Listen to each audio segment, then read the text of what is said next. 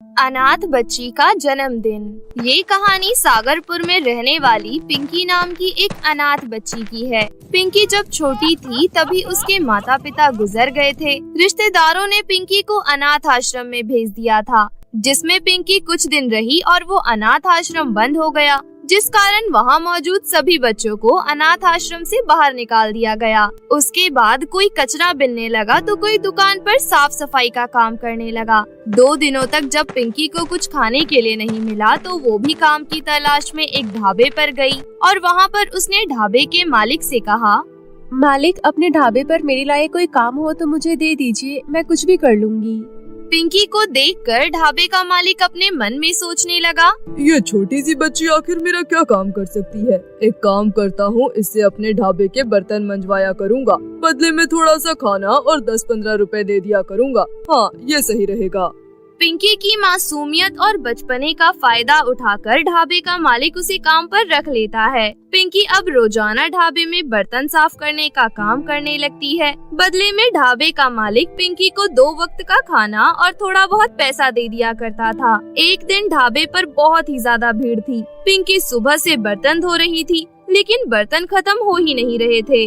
अरे यार, आज कितनी ज्यादा भीड़ है ढाबे पर, बर्तन तो खत्म ही नहीं हो रहे हैं। मैं तो थक गई हूँ बर्तन धोते धोते। इस तरह पिंकी को खुद से बातें करते हुए ढाबे का मालिक देख लेता है और वो कहता है, ए लड़की, अकेले अकेले किससे बात कर रही है? मुंह कम चला और हाथ ज्यादा चला, समझी? ढाबे के मालिक की डांट सुनकर पिंकी चुपचाप काम करने लगती है। उस दिन ढाबे पर वाकई में बहुत ज्यादा भीड़ थी। उस दिन ढेर सारे बर्तन धो धोकर पिंकी बहुत ज्यादा थक गई थी। इस ढाबे में एक और कर्मचारी था जो ढाबे की सफाई किया करता था। उसे देखकर पिंकी उससे कहती है, सोनू भैया, सुनो ना। क्या हुआ छोटी, थक गई है क्या? पूछो मत भैया, मैं तो बहुत ज्यादा थक गई हूँ। आज ढाबे पर इतनी भीड़ क्यों है? आज कुछ है क्या? इतने सारे लोग खाना खाने आ रहे हैं, मैं तो थक गई हूँ। हाँ, आज लोगों की छुट्टी है। क्यों, आज ऐसी क्या खास बात है? अरे पगली, आज गांधी जयंती है। गांधी जी को नहीं जानती है तू? जानती हूँ ना भैया, जिनकी फोटो नोट पर होती है वही होते हैं ना गांधी जी। हाँ, वही होते हैं गांधी जी। आज उन्हीं का बर्थडे है। फिर तो मेरा भी बर्थडे होता होगा, लेकिन मेरा बर्थडे कब आता है?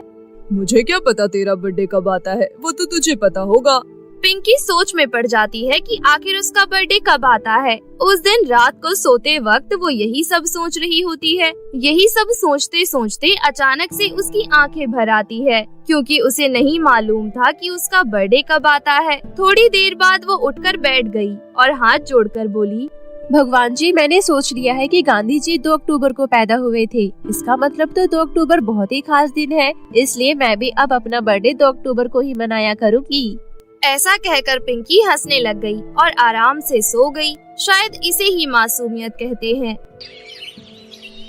अगले दिन पिंकी जब ढाबे पर बर्तन धो रही थी, तभी एक उसी के उम्र की लड़की झोले में सब्जियां लेकर आई और उस लड़की को देखकर ढाबे का मालिक बोला, कौन हो तुम और क्या चाहिए तुम्हें?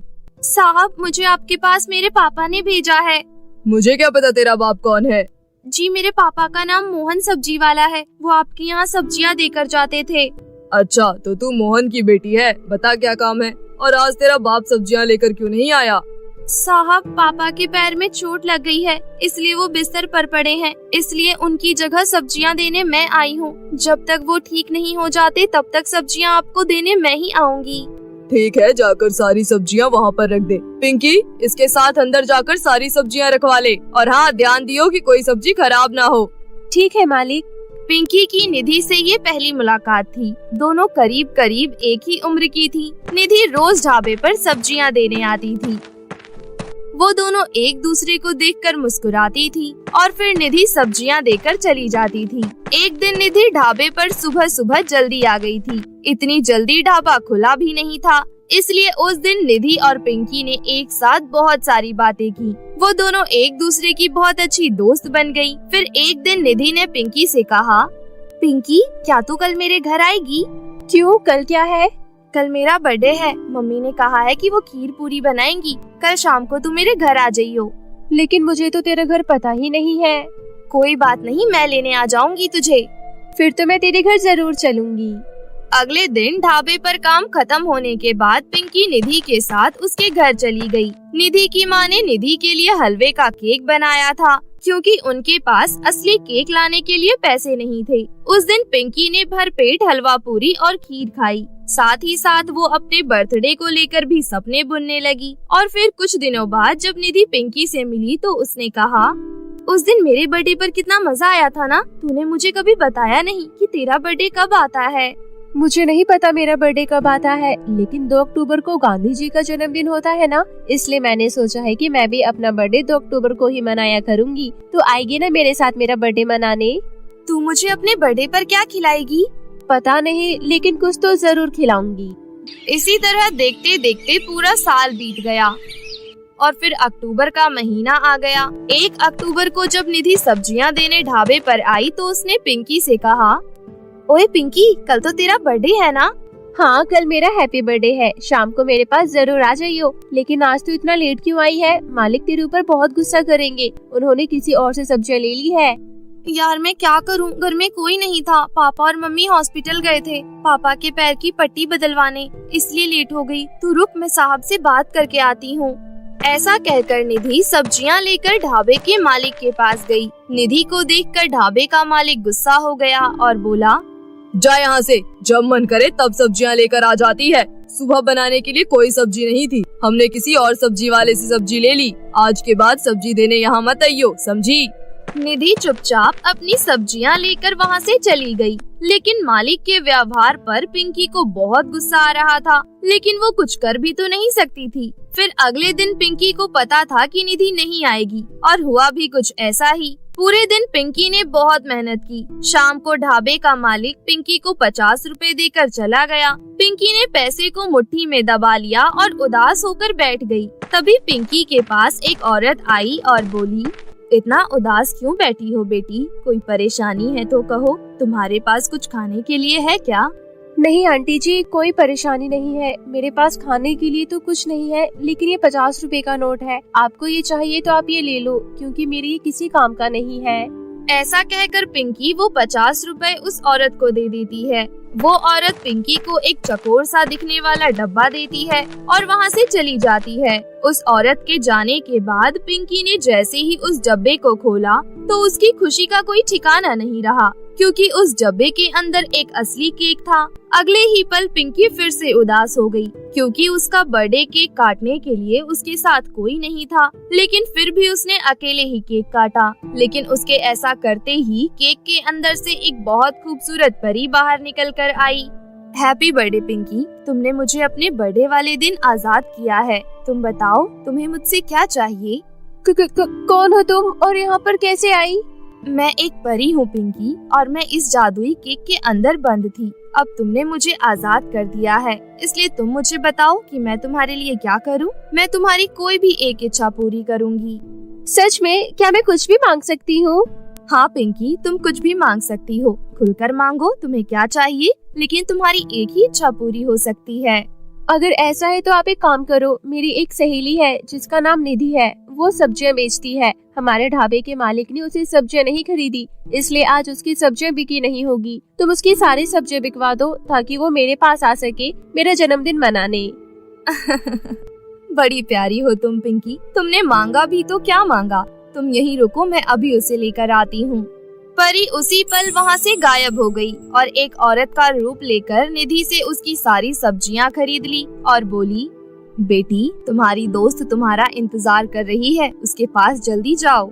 निधि को समझ नहीं आया कि वो औरत कौन है, लेकिन वो इस बात से बहुत खुश थी कि उसकी सारी सब्जियां बिक गई थी और अब वो पिंकी के पास जा सकती थी। दूसरी तरफ परी पलक झपकते ही पिंकी के पास पहुंच गई और बोली, आज तुम्हारा बर्थडे है, इसलिए तुम मुझसे एक और विश मांग सकती हो। सच में? हाँ सच में। तभी वहाँ पर निधि आ जाती है। परी को देखकर निधि भी हैरान हो जाती है। फिर पिंकी निधि को सारी बात बताती है और परी से कहती है, अगर तुम मेरी दूसरी विश भी पूरी कर सकती हो तो मैं तुमसे ये मांगना चाहती हूँ कि मेरी दोस्त निधि के पापा का पैर बिल्कुल ठीक हो जाए और उनकी खुद की एक सब्जी की दुकान हो जाए। पिंकी का भोलापन और अच्छाई देखकर परी मुस्कुरा दी और उसकी आंखें भर आई। परी ने निधि के पापा का पैर पूरी तरह से ठीक कर दिया और उनके घर के बगल में ही सब्जी की एक दुकान खोल दी। पिंकी और निधि ने खुशी से परी को गले लगा लिया। इसके बाद परी वहाँ से चली गई। फिर निधि और पिंकी केक लेकर निधि के घर आ गए। निधि ने देखा कि उसके पापा अब अपने पैरों से चल सकते थे। निधि ने सारी बात अपने मम्मी और पापा को बताई, जिसे जानकर निधि के माता पिता ने पिंकी को गले से लगा लिया और खुशी खुशी केक कटवाकर उसका जन्मदिन मनाया। क्योंकि अब निधि के पापा के पास सब्जियों की दुकान थी, इसलिए उनकी बिक्री अच्छी होने लगी और उनके घर के हालात भी सुधर गए। निधि के घर वालों ने पिंकी को गोद ले लिया। अब निधि और पिंकी मिलकर स्कूल जाने लगी और इस तरह वो लोग खुशी खुशी अपना जीवन व्यतीत करने लगे। ये कहानी साधना नाम की एक औरत की है। साधना गर्भवती थी, इसलिए इन दिनों उसका पति उसकी बहुत देखभाल करता था। साधना को हमेशा से गोरे लोग ही अच्छे लगते थे, काले लोगों को वो बिल्कुल पसंद नहीं करती थी। एक दिन साधना अपने कमरे में बैठकर बच्चों के स्वेटर बुन रही थी, तभी उसका पति वहाँ आता है। अपने पति को देखकर साधना कहती है, जी देखिए, मैंने हमारे होने वाले बच्चे के लिए स्वेटर बनाए हैं। अगर लड़का हुआ तो ये ब्लू वाला उसके लिए, और अगर लड़की हुई तो पिंक वाला उसके लिए। ये हल्के रंग के स्वेटर हमारे गोरे चिट्टे बच्चे पर कितने अच्छे लगेंगे ना, है ना? हाँ साधना, लेकिन तुमने ऐसा क्यों कहा कि गोरे बच्चे? अगर हमारा बच्चा सांवला हो गया तो? अजी अच्छा बोलिए, काले होने का सवाल ही नहीं पैदा होता, क्योंकि बच्चे अपने माँ बाप पर जाते हैं। मैं भी गोरी हूँ और आप भी गोरे हो, इसलिए देखिएगा हमारा बच्चा बहुत खूबसूरत होगा। इसी तरह कुछ दिन बीत जाते हैं और एक दिन अचानक से साधना को लेबर पेन शुरू हो जाता है। साधना का पति उसे फौरन अस्पताल लेकर जाता है। थोड़ी देर बाद साधना 2 जुड़वा बेटियों को जन्म देती है। दिखने में तो दोनों बेटियां एक जैसी थी, लेकिन साधना की एक बेटी गोरी और एक बेटी काली थी। डॉक्टर साहब, मेरी दोनों बच्चियां कहाँ हैं? उसे मेरे पास लेकर आइए, मुझे उसे देखना है। डॉक्टर साहब दोनों काली गोरी बेटियों को लेकर साधना की गोद में दे देते हैं। ये लीजिए साधना जी, आपकी 2 जुड़वा बेटियां हुई हैं। अपनी गोरी बेटी को देखकर साधना बहुत खुश होती है, लेकिन काली बेटी को देखकर उसका दिमाग खराब हो जाता है और वो उसे अपनी गोद से उतार देती है। नहीं, ये मेरी बेटी नहीं हो सकती।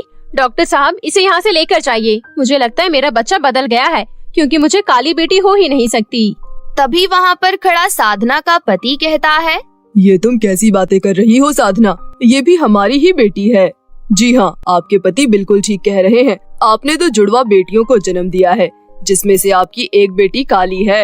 मैं नहीं मानती इस काली कलोटी को अपनी बच्ची। मेरी बेटी तो सिर्फ ये गोरी बच्ची है और मेरी आँखों का तारा भी यही है।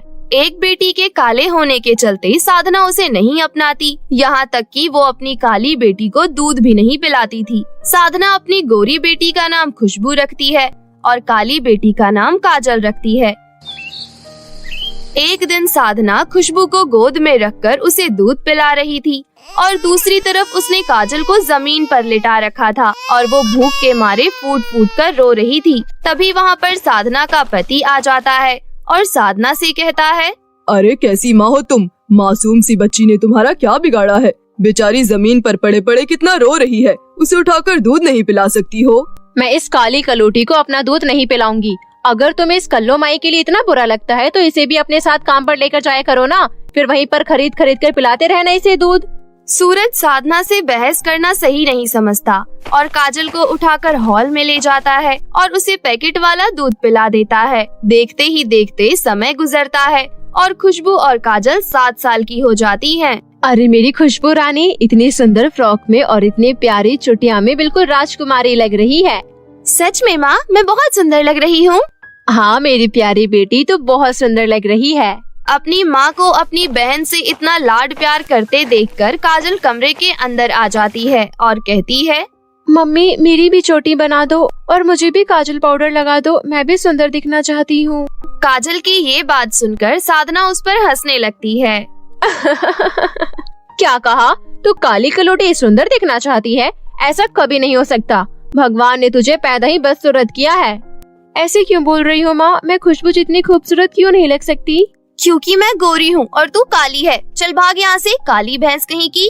खुशबू की बात सुनकर काजल रोते हुए वहाँ से चली जाती है। इसी तरह साधना रोजाना नन्ही सी काजल को सताया करती थी। इसी फर्क के साथ और कई साल बीत जाते हैं और दोनों बहनें जवान हो जाती हैं। जहाँ गोरी और सुंदर होने के कारण खुशबू पूरी तरह से घमंडी हो गई थी, तो वहीं काजल स्वभाव से बहुत शांत और विनम्र लड़की थी। क्योंकि सूरज की दोनों बेटियां जवान हो गई थी, इसलिए वो अपनी बेटियों की शादी के लिए रिश्ता ढूंढने लगता है। एक दिन सूरज साधना से कहता है, सुनो साधना, हमारी बेटियों को देखने के लिए लड़के वाले घर आ रहे हैं। बहुत ही अच्छा घर और खानदान है लड़के का। होगा क्यों नहीं जी, अब मेरी बेटी भी तो इतनी गोरी और सुंदर है। सूरज कुछ कहता इससे पहले ही साधना वहाँ से चली जाती है। साधना अपनी गोरी बेटी को और ज्यादा सुंदर दिखाने के लिए लेप बनाने लगती है। खुशबू बेटी, अपने चेहरे पर ये लेप लगा ले, इससे तेरे चेहरे पर और भी ज्यादा निखार आ जाएगा, क्योंकि तुझे देखने का लड़के वाले आ रहे हैं। थैंक यू सो मच माँ, आप मुझसे कितना प्यार करती हो। मम्मी, क्या इसमें से थोड़ा सा लेप मैं भी लगा लूं, क्योंकि लड़के वाले तो मुझे भी देखने आ रहे हैं ना। बिल्कुल भी नहीं, मेरी तरफ से तो तू अपने चेहरे पर जाकर गोबर लगा ले। ये लेप मैंने अपनी गोरी बेटी के लिए बनाया है। माँ, मुझे तो लगता है ये काली कलूटी मेरे गोरे रंग से जलती है। जब देखो मेरी देखा देखी करने लगती है। अपनी माँ और बहन की जली कटी बातें सुनकर अंदर ही अंदर काजल बहुत घुटती रहती है।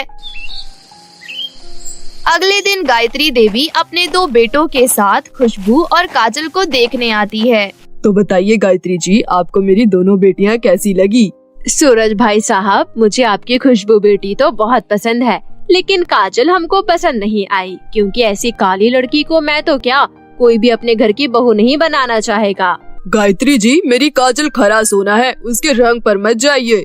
देखिए भाई साहब, बात थोड़ी कड़वी है, लेकिन पैर में लगा कीचड़ कभी चंदन का टीका नहीं बन सकता। बस कीजिए गायत्री जी, मैं आपसे तमीज से पेश आ रहा हूँ। इसका मतलब ये नहीं कि आप कुछ भी बोलती जाएंगी। आप क्या रिश्ता तोड़ेंगी? मुझे ही आपके घर में रिश्ता नहीं करना।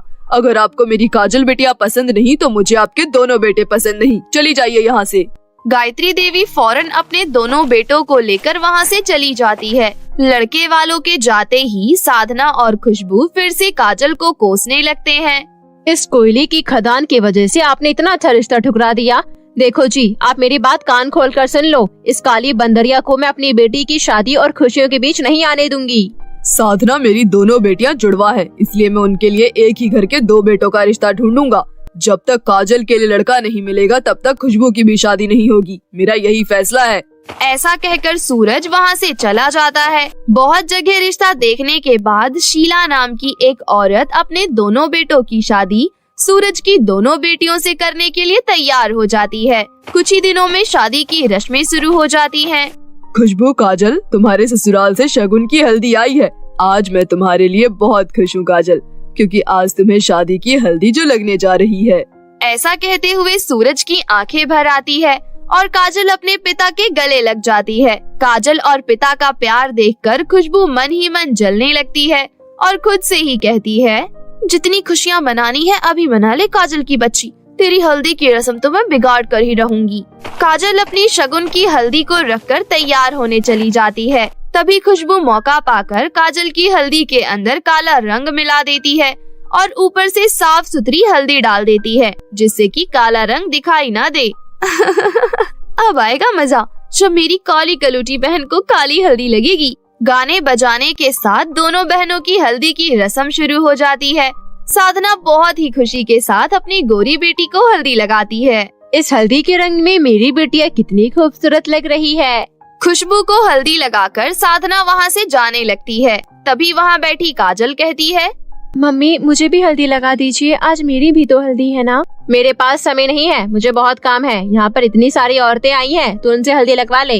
तभी वहाँ पर बैठी खुशबू कहती है, अरे कोई बात नहीं माँ, आप चली जाइए, अपनी प्यारी बहनियों को मैं हल्दी लगा दूंगी। ऐसा कहकर खुशबू काली हल्दी काजल के मुंह पर मल देती है।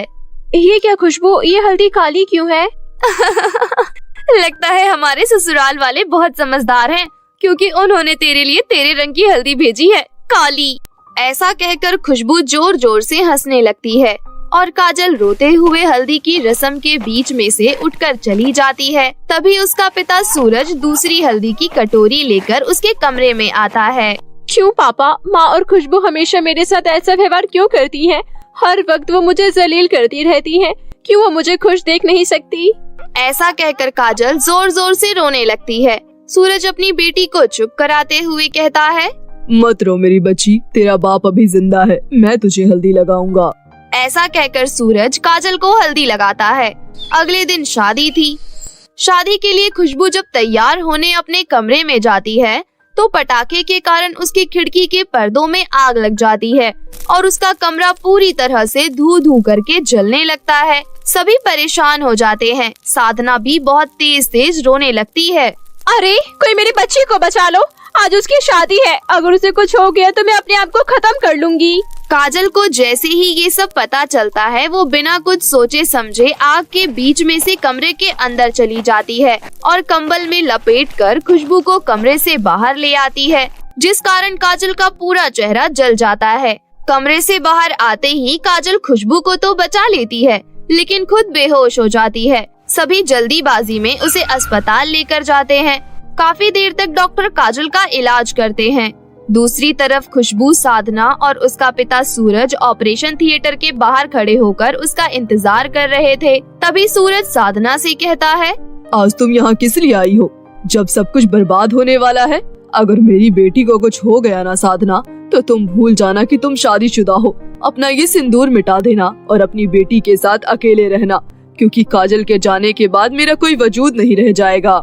सूरज की ये सारी बातें सुनकर साधना की आंखों में आंसू आ जाते हैं और वो रोने लगती है। मुझे समझ नहीं आ रहा कि मैं किस मुंह से आपसे माफी मांगू। खुशबू को बचाने के चक्कर में काजल ने अपनी जान की परवाह नहीं की और एक मैं थी जो गोरे और काले रंग का भेदभाव करती आई। मुझे माफ कर दीजिए। अगर आप मुझे माफ नहीं करेंगे तो मैं जी नहीं पाऊंगी। इस कलंक को अपने सर पर लेकर अपनी जान दे दूंगी। साधना और खुशबू को आज काजल की अहमियत समझ आ गई थी। उन्हें अपने किए पर बहुत पछतावा था। थोड़ी देर बाद काजल को होश आ जाता है। क्योंकि काजल का चेहरा जल गया था, इसलिए लड़के वाले रिश्ता तोड़ देते हैं। खुशबू भी शादी से मना कर देती है। अगर वो मेरी बहन को रिजेक्ट करेंगे तो मैं उन्हें रिजेक्ट कर दूंगी। मैं उस घर में कभी नहीं जाऊंगी जहाँ मेरे परिवार की इज्जत ना हो। खुशबू की ये बात सुनकर सभी के चेहरे पर मुस्कान आ जाती है। काजल अपनी माँ और बहन को गले लगाकर रोने लगती है। कुछ सालों के ट्रीटमेंट के बाद काजल बिल्कुल ठीक हो जाती है। उसके बाद वो पूरा परिवार खुशी खुशी अपना जीवन व्यतीत करने लगता है। गरीब बहन का जादुई शादी का लहंगा। ये कहानी दो गरीब बहनों की है जिनका नाम नीलम और पलक था। नीलम बड़ी थी और पलक छोटी थी। उनका एक छोटा भाई भी था जो अभी केवल 3 महीने का ही था। कुछ दिन पहले ही उन बच्चों के सर से माँ का साया हट गया था। माँ का साया हटने के बाद पिता ने भी बच्चों की जिम्मेदारी नहीं उठानी चाहिए और वो भी बच्चों को छोड़कर कहीं चला गया। अब वो तीनों बच्चे पूरी तरह से अकेले हो चुके थे। भाई बहनों में सबसे बड़ी नीलम थी, इसलिए सारी जिम्मेदारियां अब नीलम के हाथों में थी। एक दिन मुन्ना बहुत जोर जोर से रो रहा था। चुप हो जा मुन्ना, चुप हो जा। रो क्यों रहा है? तुझे भूख लगी है? रुक जा, मैं अभी तेरे लिए दूध बनाती हूँ। ऐसा कहकर नीलम अपनी छोटी बहन पलक को आवाज लगाती है। पलक, ओ पलक, कहाँ है? जल्दी से इधर आ। देख तो जरा, मुन्ना बहुत देर से रो रहा है, इसके लिए थोड़ा दूध गर्म कर दे। पलक नीलम के पास आती है और कहती है, लेकिन दीदी घर में तो दूध है ही नहीं, दूध तो सुबह ही खत्म हो गया था। क्या दूध खत्म हो गया है? अब क्या करें हम? मुन्ना तो बहुत जोर जोर से रो रहा है। तुम एक काम करो ना पलक, पड़ोस वाली काकी से जाकर थोड़ा सा दूध मांग लाओ। पलक एक कटोरी लेकर पड़ोस वाली काकी के पास पहुंचती है और उनसे कहती है, काकी थोड़ा सा दूध दे दीजिए, मुन्ना को भूख लगी है और हमारे घर में दूध खत्म हो गया है, मुन्ना बहुत रो रहा है। बूढ़ी काकी पलक से कटोरी लेकर घर के अंदर चली जाती है और कटोरी में दूध भर के पलक को दे देती है। पलक वो दूध घर लेकर जाती है और उसे गर्म करके नीलम को दे देती है। नीलम मुन्ना को जल्दी जल्दी दूध पिलाने लगती है। तभी अचानक से नीलम की आंखों में आंसू आ जाते हैं। माँ के बिना हमारी जिंदगी कितनी ज्यादा अधूरी है। आज माँ होती तो हमारे छोटे भाई को आराम से संभाल लेती। सच कह रही हूँ, मुझे माँ की बहुत याद आती है। चिंता मत करो दीदी, देखना कुछ समय बाद सब कुछ ठीक हो जाएगा। अगर माँ हमें छोड़कर चली गई तो क्या हो गया? हम दोनों मिलकर छोटे भाई को माँ और पिता का प्यार देंगे और अपने भाई को किसी चीज की परेशानी नहीं होने देंगे। ये सुनकर नीलम अपनी बहन पलक को गले से लगा लेती है। दूध पीने के बाद मुन्ना सो जाता है, जिसके बाद नीलम सिलाई करने का काम करने लगती है। नीलम को सिलाई बहुत अच्छे से आती थी। सिलाई करके ही वो अपने घर का गुजारा चलाती थी। नीलम बहुत मेहनत करती थी। दिन में वो अपने भाई को संभालती थी और रात को सिलाई का काम करती थी। एक दिन रात के 3 बजे अचानक से पलक की आंख खुल जाती है। ये क्या दीदी, आप अभी तक सोई नहीं हो और आपने अभी तक खाना भी नहीं खाया। अगर आप इस तरह काम करोगी तो आपकी तबीयत खराब हो जाएगी। चलो अब आप आराम कर लो। बस कुछ देर की बात और है पलक, फिर काम खत्म हो जाएगा। फिर मैं तुम दोनों के पास आकर सो जाऊंगी। जाओ तुम जाकर आराम करो, कल तुम्हें स्कूल भी तो जाना है ना, और मुझे कल तुम्हारे स्कूल की फीस भी जमा करवानी है। पलक अपनी बड़ी बहन की बात मानकर सो जाती है।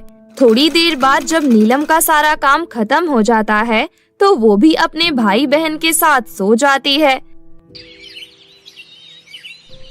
और अगले दिन अपने भाई बहन के उठने से पहले ही उठ जाती है और उनके लिए नाश्ता बनाने लगती है। नाश्ता बनाने के बाद वो अपनी बहन के लिए टिफिन पैक करती है और उन्हें समय पर उठाकर तैयार होने को बोल देती है। पलक फटाफट तैयार हो जाती है। पलक तो स्कूल चली जा, मैं लंच के टाइम आकर तेरी फीस जमा करवा दूंगी। नीलम की बात सुनकर पलक स्कूल के लिए निकल जाती है। उसके जाने के बाद बेचारी नीलम घर का सारा काम करती है, जिसके बाद लोगों से सिलाई के पैसे लेकर वो अपनी बहन के स्कूल में फीस भरने भी जाती है। इसी तरह बेचारी नीलम की जिंदगी चल रही थी। देखते ही देखते उसका सिलाई का काम अच्छा खासा चलने लगता है। नीलम अपने साथ साथ पलक को भी थोड़ी बहुत सिलाई सिखा देती है, जिसकी वजह से उनकी परेशानियां धीरे धीरे कम होने लगती हैं। इसी तरह कई साल बीत जाते हैं और तीनों भाई बहन बड़े हो जाते हैं। पलक का स्कूल खत्म हो चुका था, इसलिए नीलम और पलक दोनों एक फैक्ट्री में सिलाई का काम करने लगी थी। पलक घर चलने का समय हो गया है, चल घर चलते हैं। हाँ दीदी चलिए, मेरा भी काम खत्म हो गया है। वैसे भी घर पर रोहित हमारा इंतजार कर रहा होगा। दोनों बहनें घर पहुंच जाती हैं। घर पहुंचकर वो दोनों देखती हैं कि उनका भाई रोहित उनके लिए खाना बना रहा है। अरे ये क्या, तुम यहाँ रसोई में क्या कर रहे हो? आज मैं अपनी दोनों होनहार बहनों के लिए कुकिंग कर रहा हूँ। तुम दोनों मेरे लिए इतनी मेहनत करती हो तो क्या मैं तुम दोनों के लिए खाना भी नहीं बना सकता? रोहित की बात सुनकर दोनों बहनें बहुत ही ज्यादा खुश हो जाती हैं। कुछ ही देर में रोहित खाना बनाने के बाद अपनी दोनों बहनों को खाना परोसता है, जिसके बाद वो तीनों भाई बहन खाना खाकर आराम से सो जाते हैं। जैसे ही सवेरे होती है, नीलम हर रोज की तरह नहा धोकर भगवान की पूजा करती है और सभी के लिए नाश्ता बनाती है। तभी घर पर पड़ोस की बूढ़ी काकी आती हैं और वो नीलम से कहती हैं, अरे बिटिया कैसी हो? ठीक हूँ काकी, बताइए कैसे आना हुआ? मैं तेरे लिए एक खुशखबरी लेकर आई हूँ। दरअसल तुम्हारे लिए एक बहुत अच्छे घर से रिश्ता आया है। लेकिन काकी पहले मैं अपने भाई बहनों को अपने पैरों पर खड़ा करवा दूं, उसके बाद ही मैं शादी करूंगी। पागल हो गई है क्या तू? कैसी बातें कर रही है? तेरी उम्र हो गई है बेटी, अभी शादी नहीं करेगी तो कब करेगी? मेरी बात को समझने की कोशिश कर, मैं तेरे भले के लिए ही कह रही हूँ। नीलम बूढ़ी काकी की बात नहीं मानती, जिसके बाद वो बूढ़ी काकी वहाँ से चली जाती है। ये सारी बातें वहाँ खड़ा रोहित सुन रहा था। वो अपने मन में सोचता है, दीदी घर की सारी जिम्मेदारी खुद उठाती है और हमारी कितनी परवाह करती है, और एक हम है जो हमेशा अपने बारे में सोचते रहते हैं, दीदी के बारे में कभी नहीं सोचते। ऊपर से दीदी सारा कमाया हुआ पैसा हमारी पढ़ाई लिखाई में ही लगा देती हैं। मुझे कुछ ऐसा करना चाहिए जिससे मैं दीदी की शादी करवा सकूं। रोहित शादी के लिए अपनी बड़ी बहन को मना लेता है और बूढ़ी काकी से भी रिश्ता पक्का करने के लिए कह देता है और वो लोगों से कम समय में ज्यादा पैसे कमाने की सलाह मांगने लगता है। एक दिन रोहित को एक आदमी कहता है, देखो ये बात मैं सिर्फ तुम्हें बता रहा हूँ, मेरे पास तुम्हारे लिए एक स्कीम है। 25 दिन में पैसा डबल। रोहित अभी बहुत बड़ा नहीं था, इसलिए उसके अंदर ज्यादा समझ भी नहीं थी। वो उस आदमी की बातों में आ जाता है। नीलम ने उसकी फीस के लिए जो उसे 50,000 रुपए दिए थे, वो पैसे वो उस आदमी को दे देता है और कहता है, मैंने बहुत भरोसा करके तुम्हें ये पैसे दिए हैं। जैसे ही इन पैसों के 1 लाख रुपए हो जाए मुझे दे देना। मुझे अपनी बहन की शादी करवानी है। ऐसा कहकर रोहित वहाँ से चला जाता है, लेकिन वो आदमी पैसा लेते ही वो गांव छोड़कर भाग जाता है। इधर रोहित अपनी बड़ी बहन की शादी की तैयारियों में लग जाता है, लेकिन जैसे ही रोहित को ये पता चलता है कि वो आदमी उसके पैसे लेकर भाग गया, तो उसके पैरों तले जमीन खिसक जाती है और वो रोता हुआ बूढ़ी काकी के पास चला जाता है। अब आप ही बताइए काकी, मैं क्या करूं? मैंने तो अच्छा सोचा था, लेकिन मेरे साथ इतना बुरा होगा मैंने इसकी कल्पना भी नहीं की थी। मैं तुम्हारी भावना समझ सकती हूँ बेटा, लेकिन तुम चिंता मत करो। 2 दिन बाद बारात आएगी और हम साधारण तरीके से नीलम का ब्याह कर देंगे। देखना तुम्हारी बहन की शादी जरूर होगी। काकी, मेरे पास इतने पैसे भी नहीं है कि मैं अपनी बहन के लिए एक शादी का लहंगा खरीद सकूं। वो शादी क्या साधारण कपड़ों में करेगी? तुम चिंता मत करो बेटा, मेरे पास मेरी शादी का लहंगा रखा हुआ है। तुम अपनी बहन को वही लहंगा दे देना। इतना कहकर काकी अपना लहंगा लेकर रोहित के पास आती हैं। लहंगा दिखने में तो बहुत ही ज्यादा खूबसूरत था। अरे वाह काकी, ये तो बहुत ही ज्यादा प्यारा है। इस लहंगे में मेरी बहन बहुत ही ज्यादा खूबसूरत लगेगी। रोहित वो लहंगा ले जाकर अपनी बड़ी बहन नीलम को दे देता है। 2 दिन बाद नीलम जैसे ही शादी के लिए उस लहंगे को पहनती है, तो उसे अपनी माँ की याद आ जाती है। आज माँ होती तो कितना अच्छा होता। पता नहीं मेरे जाने के बाद मेरे भाई और बहन का क्या होगा। इतना सोचकर नीलम रोने लगती है। जैसे ही लहंगा पहनकर वो चलती है, तो उसके लहंगे से सोने के सिक्कों की बारिश होने लगती है। ये सब देखकर नीलम हैरान रह जाती है। तभी वहाँ पर उसका भाई, बहन और वो बूढ़ी काकी आ जाती हैं। आखिरकार इस लहंगे ने अपना कमाल दिखा ही दिया। ये मेरा पुश्तैनी लहंगा था, जो मुझे नहीं बल्कि मेरी बड़ी जेठानी को मिला था। लेकिन इसके जादू के चलते मैंने इसे चुरा लिया था। लालच की वजह से इस जादुई लहंगे ने मुझे अपना कमाल कभी नहीं दिखाया। आज से ये लहंगा तुम्हारा हुआ। जादुई लहंगे की वजह से नीलम और उसके भाई बहन को बहुत सारे सोने के सिक्के मिल जाते हैं, जिसके बाद नीलम की शादी बहुत धूमधाम से हो जाती है। जिसके बाद वो सभी अपना जीवन अच्छे से व्यतीत करने लगते हैं और नीलम भी अपनी शादीशुदा जिंदगी में खुशी खुशी रहने लगती है। ये कहानी आरती नाम की एक लड़की की है। आरती अपनी सौतेली माँ और सौतेली बहन के साथ रहती थी। आरती की पहली माँ की मृत्यु के बाद उसके पिता ने दूसरी शादी कर ली थी। सौतेली माँ ने आते ही आरती के ऊपर जुल्म करना शुरू कर दिया। आरती का पिता काम के सिलसिले में अक्सर घर से बाहर ही रहता था। बस इसी वजह से आरती का साथ देने वाला कोई नहीं था। आरती अपने ही घर में बिल्कुल अकेली हो गई थी। एक दिन आरती माता रानी की पूजा कर रही थी। तभी वहाँ पर उसकी सौतेली माँ गंगा आती है और कहती है, ये देखो, ये महारानी यहाँ पूजा करने का नाटक कर रही है और वहाँ घर कितना ज्यादा गंदा पड़ा है। लेकिन माँ, मैंने तो सुबह ही पूरे घर में झाड़ू और पोछा लगा दिया था। अच्छा जी, तो अब महारानी झूठ भी बोलने लगी है। अगर तूने झाड़ू पोछा लगा दिया था तो ये संतरे के छिलके कैसे पड़े हैं यहाँ पर?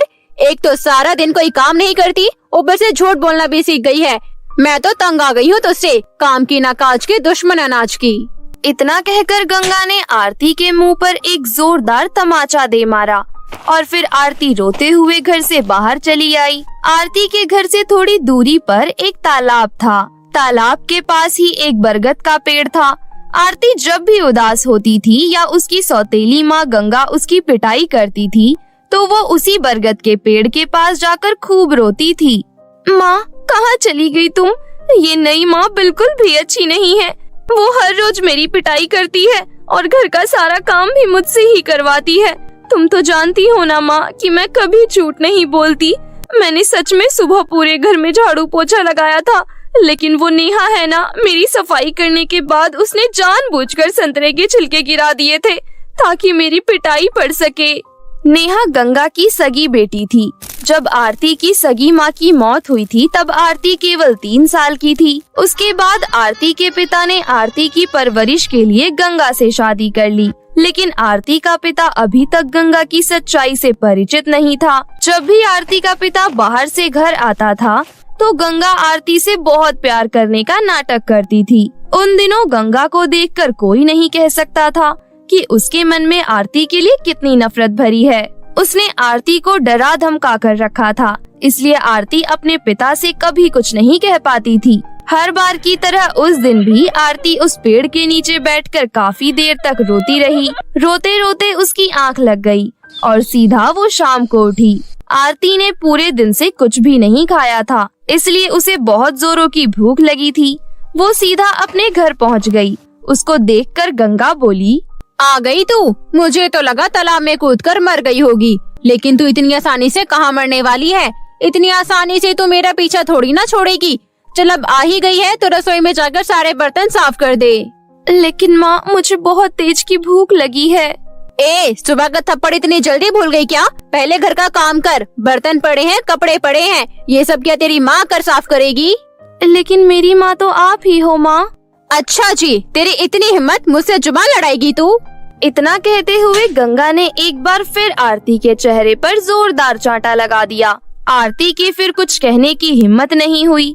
उसने भूखे पेट घर के सारे काम किए और फिर बिना कुछ खाए ही सो गई। गंगा अपनी सगी बेटी नेहा का बहुत अच्छे से ख्याल रखती थी, जबकि आरती ने कुछ खाया कि नहीं इसकी उसे कोई परवाह नहीं थी। एक दिन नेहा ने अपनी माँ से कहा, माँ, हमारे घर के पास वाले मैदान में गणेश चतुर्थी का बहुत बड़ा मेला लगा है। वहाँ पर बहुत बड़े बड़े झूले हैं। मुझे भी झूला झूलना है, मुझे वहाँ ले चलो ना।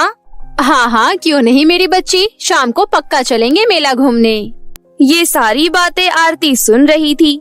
नेहा की बात सुनकर उसका भी मन किया कि वो भी झूला झूलने मेला जाए और चाट पकौड़ी खाए, लेकिन ये बात गंगा से कहने की उसकी हिम्मत नहीं हुई। उसी दिन शाम को गंगा ने आरती से कहा, सुन आरती की बच्ची, मैं अपनी बेटी को मेला घुमाने ले जा रही हूँ। घर से बाहर एक कदम भी मत रखना, और हाँ, जब तक मैं मेले से वापस घर आऊँ सारे बर्तन साफ हो जाने चाहिए और छत से कपड़े लाकर तय लगा दियो।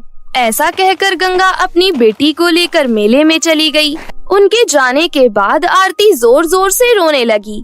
वो अपनी फूटी किस्मत को कोसते हुए अपनी माँ को याद करने लगी। फिर उसने उठकर सारे बर्तन साफ किए और सारे धुले कपड़े तय लगाकर जगह पर रख दिए।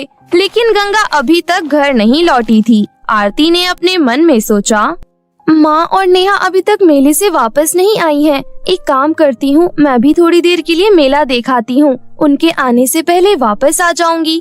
वैसे भी मेरे पास झूला झूलने के लिए और चाट पकौड़ी खाने के लिए पैसे तो है नहीं, इसलिए बस मेला देखकर ही वापस आ जाऊंगी।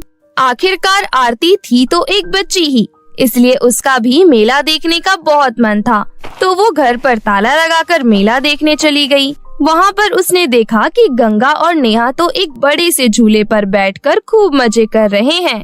वो बेचारी वहीं छिपकर बस उन्हें देख रही थी और उसकी आंखों में आंसू थे। तभी वहाँ पर एक अनजान औरत हाथों में ढेर सारी चूड़ियाँ लेकर आई और आरती से बोली, बिटिया, इस गरीब औरत से थोड़ी सी चूड़ियाँ खरीद लो ना। अरे वाह आंटी जी, आपके पास तो कितनी प्यारी प्यारी चूड़ियाँ हैं, लेकिन ये लाल वाली चूड़ी सबसे ज्यादा प्यारी है। लेकिन मैं ये चूड़ियाँ नहीं खरीद सकती। क्यों? ऐसा क्यों बिटिया? क्योंकि मेरे पास पैसे नहीं हैं आंटी जी। अच्छा, कोई बात नहीं, एक काम करते हैं, तुम ये लाल वाली चूड़ियाँ रख लो। जब तुम्हारे पास पैसे आ जाएंगे तो मुझे दे देना, ठीक है? मैं यहीं पास में रहती हूँ।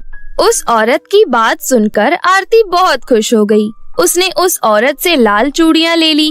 वो चूड़ियाँ वाकई में बहुत सुंदर थीं। आरती उन चूड़ियों को निहारने लगी। फिर जैसे ही उसने नजरें उठाई, उसने देखा वो औरत वहाँ पर नहीं थी। आरती जैसे ही उस औरत को ढूंढने के लिए आगे बढ़ी, उसने देखा कि गंगा और नेहा घर के लिए निकल दिए हैं। ये देखकर आरती डर गई। वो तुरंत भागकर घर पहुँची और गंगा के आने से पहले ही उसने चूड़ियों को अपने कमरे में छुपा दिया। अगली सुबह जब गंगा ने आरती को तालाब से पानी भरने के लिए भेजा, तब आरती चूड़ियों को छुपाकर अपने साथ ले गई। तालाब के पास बैठकर आरती ने उन चूड़ियों को अपने हाथों में पहन लिया और अपनी चूड़ियों को खनकाने लगी। देखते ही देखते चूड़ियों की खनखनाने की आवाज आसमान में गूंजने लगी। तभी वहाँ पर एक बहुत खूबसूरत परी प्रकट हुई। आरती, इधर देखो मेरी तरफ। आरती ने परी को देखा और वो हैरान हो गई। हे देवी मैया, ये कैसा चमत्कार है? आप तो बिल्कुल परी जैसी दिख रही हो। मैं परी ही हूँ आरती। क्या सच में? मैंने आपके बारे में बहुत सुना है। आप सबकी बहुत मदद करती हो ना? हाँ आरती, बिल्कुल सही सुना है तुमने। आज के बाद जब भी तुम इन चूड़ियों को खनकाओगी तो मैं तुम्हारे सामने आ जाऊंगी। बस ये ध्यान रहे कि मुझसे हमेशा अकेले में ही मिलना। बताओ तुम्हें क्या चाहिए?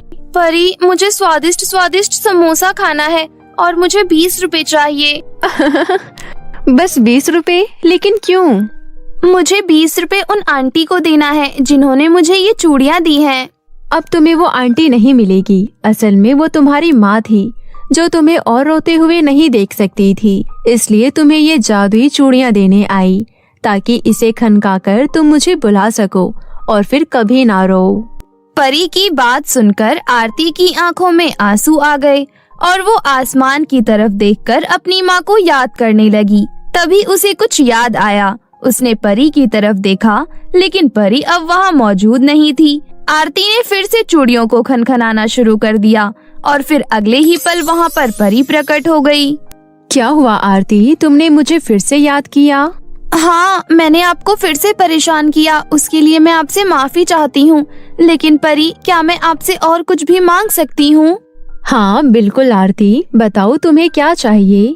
मुझे मेरी माँ की तस्वीर ला दीजिए परी। मेरी नई माँ ने उनकी सारी तस्वीर बहुत पहले ही जला दी थी। जैसी तुम्हारी इच्छा आरती। अगले ही पल परी ने अपने जादू से आरती को उसकी माँ की एक बहुत खूबसूरत तस्वीर दे दी। आरती उस तस्वीर को सीने से लगाकर रोने लगी। अब उसे और कुछ नहीं चाहिए था। फिर वो परी भी वहाँ से गायब हो गई। लेकिन दूर कहीं आसमान में आरती की माँ अपनी आंखों में आंसू लिए अपनी बेटी को देखकर मुस्कुरा रही थी, क्योंकि वो जानती थी कि जादुई चूड़ियों के कारण अब आरती की जिंदगी बदल जाएगी। और हुआ भी कुछ ऐसा ही।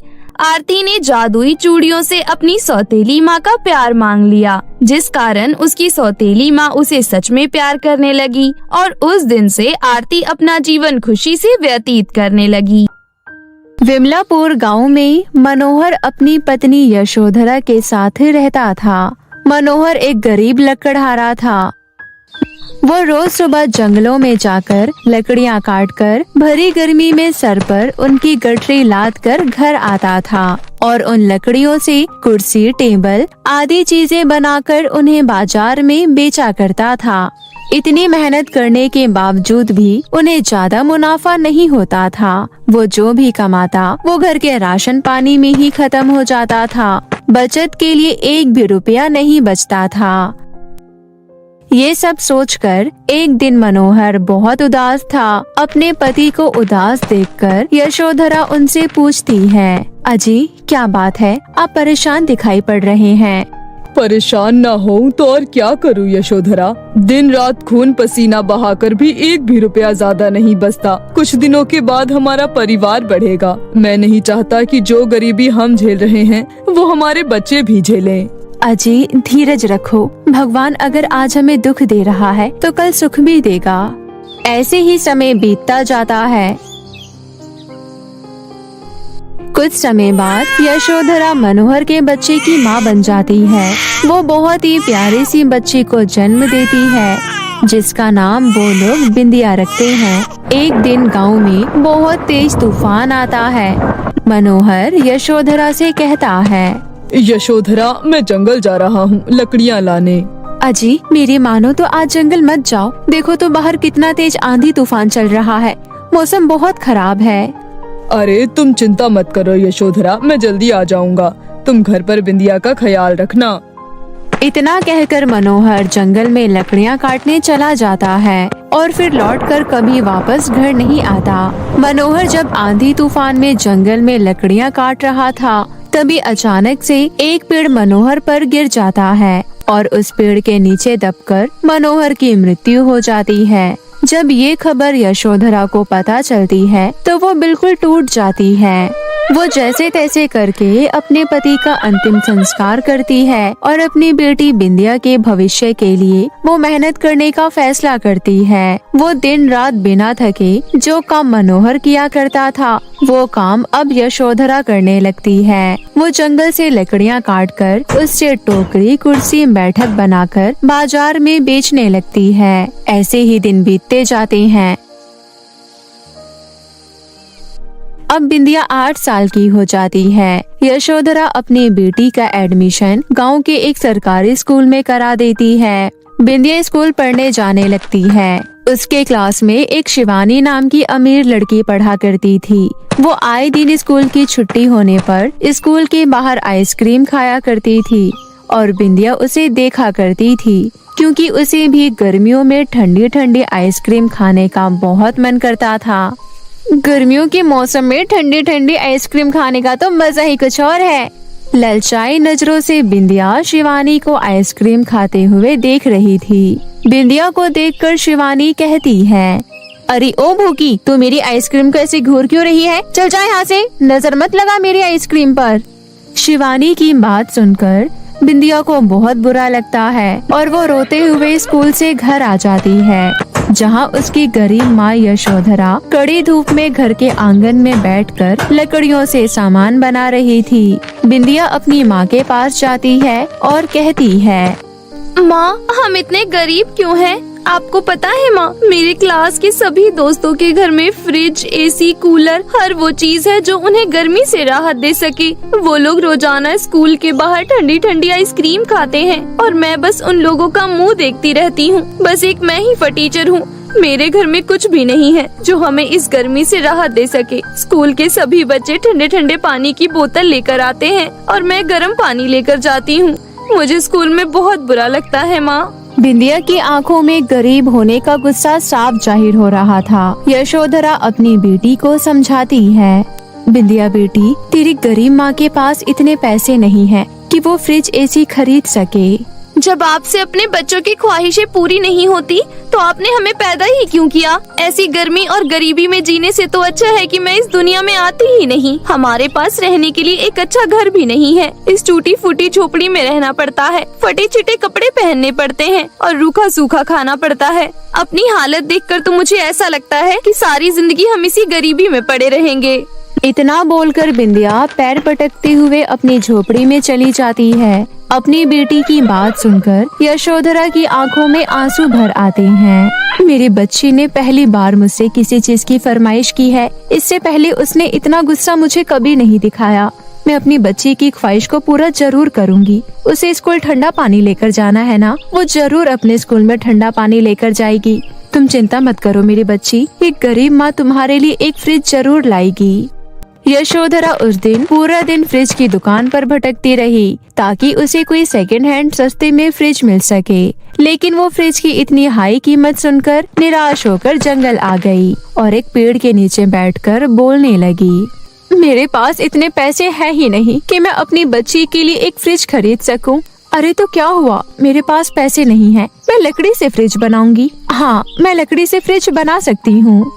इतना सोचकर यशोधरा जंगल में सबसे पुराने पेड़ को ढूंढती है और उन्हें काटकर उनकी लकड़ियां लेकर घर आ जाती है और घर पर उन लकड़ियों से फ्रिज बनाना शुरू कर देती है। माँ को ये सब करता देख बिंदिया पूछती है, माँ, आप ये क्या कर रही हो? बेटा, मैं तुम्हारे लिए फ्रिज बना रही हूँ। क्या लकड़ी से आप फ्रिज बना रही हो? माँ, पर लकड़ी से भला फ्रिज कैसे बनेगा? बेटा, पता नहीं, पर फ्रिज का आकार तो मैं इसे दे ही सकती हूँ। ज्यादा कुछ नहीं, कम से कम इसमें घर का कुछ सामान ही आ जाएगा। ठीक है माँ, और माँ मुझे माफ कर दो, मैंने खामखा आप पर गुस्सा किया, मुझे ऐसा नहीं बोलना चाहिए था। कोई बात नहीं मेरी बच्ची, आखिर तूने गलत ही क्या बोला। चलो माँ, आपके कामों में मैं भी आपका हाथ बटाती हूँ। इतना बोलकर बिंदिया अपनी माँ का हाथ बटाने लगती है। देखते ही देखते शाम ढल जाती है। बिंदिया अपनी माँ से कहती है, माँ, अब बाकी का काम कल सुबह कर लेंगे। आपने सुबह से कुछ भी नहीं खाया है, चलो कुछ खा लो। बिंदिया बेटी, बस फ्रिज का दरवाजा लगाना रह गया है, मैं दरवाजा लगाकर तुरंत आती हूँ, तू अंदर जा। इसके बाद यशोधरा फ्रिज का दरवाजा लगाकर फ्रिज तैयार कर देती है और फिर उस फ्रिज को उठाकर घर के अंदर रख देती है। उसके बाद दोनों माँ बेटी खाना खाकर सो जाते हैं। रात के समय उनका पूरा कमरा ठंडा हो जाता है। कमरा ठंडा होने के कारण दोनों माँ बेटी की नींद टूट जाती है। अरे माँ, बाहर बारिश हो रही है क्या? ये अचानक हमारा कमरा इतना ठंडा कैसे हो गया? मुझे तो इतनी गर्मी में ठंड का आभास हो रहा है। हाँ बेटी, ठंड का आभास तो मुझे भी हो रहा है। रुको, मैं चेक करती हूँ। यशोधरा उठकर बाहर देखती है तो बाहर बहुत तेज गर्मी होती है। तभी उसकी नजर अपने बनाए हुए लकड़ी के फ्रिज पर जाती है। उस फ्रिज का दरवाजा खुला हुआ था, जिसके अंदर से ही ठंडी ठंडी हवाएं निकल रही थी और उस फ्रिज के अंदर बहुत ही स्वादिष्ट चीजें रखे हुए थे। यह देखकर यशोधरा चौंक जाती है और अपनी बेटी बिंदिया को बुलाती है। बिंदिया ये सब देखकर बहुत खुश हो जाती है। अरे, ये कैसा चमत्कार है! इस फ्रिज में ये सारी चीजें कहाँ से आई? और तो और इस फ्रिज में कोई तार भी नहीं है, तो फिर ये फ्रिज चल कैसे रहा है? माँ, लगता है कि ये जादुई लकड़ी का फ्रिज है। बिंदिया ये बात मजाक में बोलती है, परंतु बिंदिया की ये बात बिल्कुल सच होती है। बिंदिया के ऐसा बोलते ही उस फ्रिज में अपने आप आँख मुंह बन जाते हैं और वो फ्रिज बोलने लगता है। एकदम सही अनुमान लगाया बिंदिया तुमने। फ्रिज को बोलता देख दोनों माँ बेटी चौंक जाते हैं। आप लोग हैरान मत होइए, यशोधरा, जिस पेड़ से तुमने मुझे बनाया है वो एक बहुत ही पुराना जादुई पेड़ था, इसलिए ये फ्रिज जादुई फ्रिज बन गया है। अब से ये फ्रिज तुम्हारी और तुम्हारी बच्ची की हर फरमाइश को पूरा करेगा। ये सुनकर यशोधरा और बिंदिया खुश हो जाते हैं। बिंदिया उस फ्रिज से आइसक्रीम और कोल्ड ड्रिंक निकालकर बड़े चाव से पीने लगती है। अरे वाह, ये आइसक्रीम कितनी स्वादिष्ट है। जादुई फ्रिज, तुम्हारा बहुत बहुत शुक्रिया ये सब देने के लिए। अरे माँ, तुम खड़ी क्यों हो? तुम भी खाओ ना। इसके बाद दोनों माँ बेटी पेट भर के उस फ्रिज से अपनी मनचाही चीजें खाते हैं। ऐसी ही सुबह हो जाती है। अब उनके घर में खाने पीने की कोई कमी नहीं थी। ऐसे ही वक्त बीतता जाता है। जादुई फ्रिज के आ जाने के बाद बिंदिया के चेहरे पर हमेशा खुशी रहती थी। यह देखकर यशोधरा भी बहुत खुश रहती थी।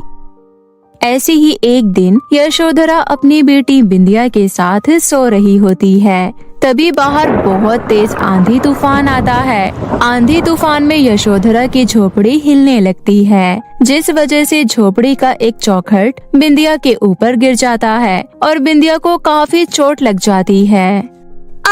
माँ, मुझे बहुत दर्द हो रहा है। हे भगवान, ये क्या हो गया? मेरी बच्ची को बहुत चोट लगी है। अब मैं क्या करूं? इतने आंधी तूफान में इसे डॉक्टर के पास कैसे लेकर जाऊं? यशोधरा अपनी बेटी बिंदिया को गोद में लेकर फूट फूट कर रोने लगती है। तभी जादुई फ्रिज में से आवाज आती है। यशोधरा, चुप हो जाओ, निराश मत हो। तुम जल्दी से मेरे अंदर के बर्फ को बिंदिया के सर पर लगा दो, वो ठीक हो जाएगी। यशोधरा जल्दी से बर्फ निकालकर बिंदिया के चोट पर लगाती है। वो बर्फ लगाते ही बिंदिया का जख्म बिल्कुल ठीक हो जाता है और वो ठीक होकर बैठ जाती है। बिंदिया को ठीक देखकर यशोधरा कहती है, मेरी बच्ची तो ठीक है ना? हाँ माँ, मैं ठीक हूँ। माँ, पर मुझे तो बहुत चोट लगी थी ना। मेरी चोट एकदम से ठीक कैसे हो गई? बेटी, ये तो जादुई फ्रिज की वजह से हुआ है। ये सुनकर बिंदिया जादुई फ्रिज के पास जाती है और कहती है, आपका शुक्रिया जादुई फ्रिज, आप तो हीरो निकले। पर जादुई फ्रिज, देखो ना, हमारी झोपड़ी की छत टूट गई है। क्या तुम इसे ठीक कर दोगे? बिल्कुल। फ्रिज के जादू से उनकी टूटी फूटी झोपड़ी एक बहुत बड़े आलीशान घर में बदल जाती है, जिसके अंदर जरूरत की सभी चीजें मौजूद थी। यह देखकर बिंदिया बहुत खुश होती है। अरे वाह, हमारी छोटी सी झोपड़ी कितने बड़े घर में बदल गई। माँ, अब हम गरीब नहीं रहे। अब हम भी ठाठ से अपनी जिंदगी जी सकते हैं। गरीबी के दिन हमारे जिंदगी से चले गए। अब हमें भरी गर्मी में सोना नहीं पड़ेगा। बिंदिया की आंखों में अमीरी का सुख देखकर यशोधरा की आंखों में आंसू आ जाते हैं और वो जादुई फ्रिज से कहती है, तुम्हारा बहुत बहुत शुक्रिया जादुई फ्रिज। आज सिर्फ तुम्हारे कारण इस गरीब माँ की बच्ची मुस्कुरा रही है। यशोधरा, तुम बहुत अच्छी हो। जैसे मैंने तुम्हारी मदद की वैसे ही तुम गरीब लोगों की मदद करना। उस दिन के बाद से यशोधरा के जीवन से गम के बादल हमेशा हमेशा के लिए हट जाते हैं और वो अपनी बेटी बिंदिया के साथ एक बहुत ही खुशहाल जीवन व्यतीत करती है। साथ ही वो गरीब लोगों की भूख मिटाती है और खुशी खुशी अपना जीवन व्यतीत करती है।